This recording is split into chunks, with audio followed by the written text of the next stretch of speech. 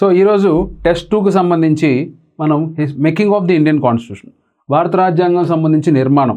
So ఎలా భారత రాజ్యాంగం నిర్మాణం జరిగింది, మనకి సెకండ్ చాప్టర్ అది. సో దానికి సంబంధించిన ఎంసీక్యూస్ ఈరోజు చూద్దాం. సో క్వశ్చన్ నెంబర్ 1 చూసుకుంటే మనకి మ్యాచ్ ద ఫాలోయింగ్ అడిగారు. మనకి లెఫ్ట్ సైడ్లో constitutional committees. So constitution committees system function చేసింది. సో లెఫ్ట్ సైడ్లో మనకి కమిటీస్ ఇచ్చారు. కమిటీ ఎవరు హెడ్ చేశారు, కమిటీ చైర్మన్ ఎవరు అనేది రైట్ సైడ్ ఇచ్చారు. సో మనం చూసుకుంటే steering committee chairman Rajendra Prasad, ఆయన ప్రెసిడెంట్గా కూడా యాక్ట్ చేశారు. Next B fundamental rights committee చూసుకుంటే మనకి JB Kripalani, fundamental rights committee. Next central constitutional committee సెంటర్కి సంబంధించిన కాన్స్టిట్యూషనల్ వ్యవహారాలు, రాజ్యాంగ వ్యవహారాలన్నీ జవహర్లాల్ నెహ్రూ చూసుకున్నారు. ప్రొవిన్షియల్ కమిటీకి వచ్చేటప్పటికి వల్లభాయ్ పటేల్ దానికి చైర్మన్గా ఉన్నారు. సో ఇలా చూసుకుంటే మనకి ఆప్షన్ 1 క్లియర్గా ఉంది. ఆప్షన్ 1 ఏకి 2, బికి 3, సికి 4 మరియు డికి 1. So option A is the correct answer. Question number 2, first meeting of constituent assembly was held. So మొదటి రాజ్యాంగ పరిషత్తుకు సంబంధించి మీటింగ్కి సంబంధించి మనకి స్టేట్మెంట్స్ ఇచ్చారు. మొదటి స్టేట్మెంట్ చూసుకుంటే on 9th December 1946 central hall of parliament Delhi అన్నారు. అంటే సెంట్రల్ హాల్ ఆఫ్ పార్లమెంట్లో 9వ తారీఖు డిసెంబర్ 1946 ఫస్ట్ మీటింగ్ జరిగింది, కాబట్టి ఇది కరెక్ట్ స్టేట్మెంట్. రెండో స్టేట్మెంట్ చూసుకుంటే 211 people attended the first meeting. 211 మంది మొదటి మీటింగ్ అటెండ్ అయ్యారంటున్నారు. ఇది రాంగ్ స్టేట్మెంట్. 208 మంది మాత్రమే అటెండ్ అయ్యారు. సో ఇది రాంగ్ స్టేట్మెంట్.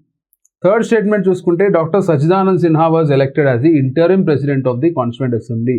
సో రాజ్యాంగ పరిషత్తుకు సంబంధించి తాత్కాలికంగా అధ్యక్షత వహించింది సచ్చిదానంద్ సిన్హా మాత్రమే. ఫ్రాన్స్లో ప్రాక్టీస్ ఏదైతే ఉందో దాన్ని మనం ఫాలో అయ్యాం కాబట్టి సచ్చిదానంద్ సిన్హాని అపాయింట్ చేయడం జరిగింది. ఇది కూడా కరెక్ట్ స్టేట్మెంట్. ఫోర్త్ స్టేట్మెంట్ చూసుకుంటే Frank Anthony was elected as vice president. ఇది wrong. Vice president Frank Anthony కాదు, ఇండియనే ఉన్నారు, ఫ్రాంక్ యాంథోనీ కాదు. సో మనకి రైట్ ఆన్సర్ క్లియర్గా option 1 A and C is the correct answer. Question number 3, so రాజ్యాంగం సంబంధించి రచనా సంఘానికి సంబంధించిన సభ్యులు ఎవరు అని అడిగారు. మొదటి ఆప్షన్ చూసుకుంటే గోపాలస్వామి అయ్యంగార్ మెంబర్గా ఉన్నారు. కృష్ణస్వామి అయ్యంగార్ కూడా మెంబరే. కేఎం మున్షి కూడా మెంబరే. మనకి ఆప్షన్ ఆల్ ద అబోవ్ కూడా ఉంది కాబట్టి all the above is the answer. Option 4 is the correct answer. Question number 4, consider the following statements about the composition of the constituent assembly. రాజ్యాంగ పరిషత్తుకు సంబంధించి ఎంతమంది సభ్యులు ఉన్నారు, వాటి కూర్పు గురించి మనకి క్వశ్చన్ అడిగారు. 4 స్టేట్మెంట్లు మనకి ఇచ్చారు. సో మొదటి స్టేట్మెంట్ చూసుకుంటే representatives had to be chosen from 4 sections, namely Hindus, Muslims, Sikhs and Christians. ఎవరైతే రాజ్యాంగ పరిషత్ ప్రతినిధులు ఉన్నారో వారిని ఏ కమ్యూనిటీస్ నుంచి తీసుకున్నారనేది ఇచ్చారు మనకి. Hindus, Muslims, Sikhs and Christians అన్నారు. క్రిస్టియన్స్ అనేది ఒక కమ్యూనిటీ లేదు. Hindus that is general, Muslims and Sikhs 3 communities నుంచి మాత్రమే తీసుకోవడం జరిగింది, కాబట్టి ఇది రాంగ్ స్టేట్మెంట్. సెకండ్ స్టేట్మెంట్ చూసుకుంటే president of the union constituent assembly was Sardar Vallabhbhai Patel. Union రాజ్యాంగ కమిటీకి అధ్యక్షుడు జవహర్లాల్ నెహ్రూ, రాజ్యాంగ పరిషత్కి అధ్యక్షుడు జవహర్లాల్ నెహ్రూ, కానీ పటేల్ మాత్రం కాదు, కాబట్టి ఇది second statement incorrect. Third statement total strength of the assembly was 389. 389 is the correct number. So ఇది మనకి రైట్ స్టేట్మెంట్. ఫోర్త్ స్టేట్మెంట్ చూసుకుంటే drafting committee was headed by doctor BR Ambedkar, had 8 members అన్నారు. 8 మంది సభ్యులు లేరు, 6 మంది సభ్యులు మాత్రమే ఉన్నారు. సో మనకి ఆప్షన్ చూసుకుంటే క్లియర్గా థర్డ్ ఆప్షన్ ఉంది.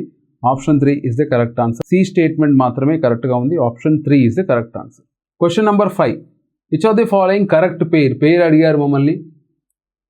సో పేర్ క్వశ్చన్ అడిగారు మనల్ని. Different communities elected to the constituent assembly. ఎటువంటి వివిధ వర్గాలకు సంబంధించిన ప్రతినిధులు, ఎవరు ఏ వర్గానికి సంబంధించిన వారు అనేది మనకి క్వశ్చన్ అడిగారు. ఇక్కడ చూసుకుంటే Anglo Indian Frank Anthony. Parsi చూసుకుంటే హెచ్పి మోడీ పార్సీ, అయిన పార్సీకులు. నెక్స్ట్ సిక్స్ చూసుకుంటే Baldev Singh Sikh. All India quota కింద బిఆర్ అంబేద్కర్ వచ్చారు. సో మనకి క్లియర్గా అన్ని ఆప్షన్స్ కరెక్ట్గా జతపరుచున్నాయి కాబట్టి ఆప్షన్ 1 మనకి క్లియర్ రైట్ ఆన్సర్.